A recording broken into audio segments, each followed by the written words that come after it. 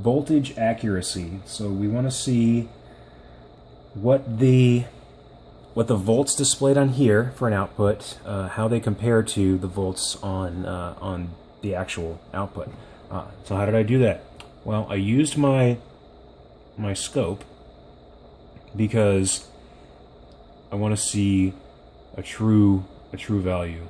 These are relatively flat DC signals, but there is a little ripple, and the even a multimeter can't, even a quote-unquote true RMS multimeter like the Fluke 87.5 doesn't account for that in DC. It's only a function of AC where it does that. So I have to have an O-scope. So on my scope, so I hooked it up, output, ground, fire it up. We have 5.22 volts on the display. We have 5.25, 5.26, 5.24 on our output. So I make note of that difference. And I did that through a range of wattage settings, which would obviously give me a range of voltage settings. And I did the same thing on the SX350. And what I found was the SX was off by a larger percentage consistently in every setting. So an average of 0.25% off for the DNA40 and an average of 1.6% on the SX350. And that sounds like it's pretty close because those are both small numbers. But we're talking about, so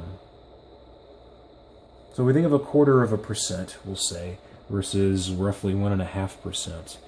We're talking about, let's see, how many quarters are there in 1.5? 1, 2, 3, 4, 5, 6. So we're talking about 6 times the difference, and that's important. Do they both do the job? Yes. Do they both do it okay? Yeah. But the DNA does it. The DNA does it better. So that point goes to the DNA40 right off the bat, and I'll publish these numbers, and you can look at them.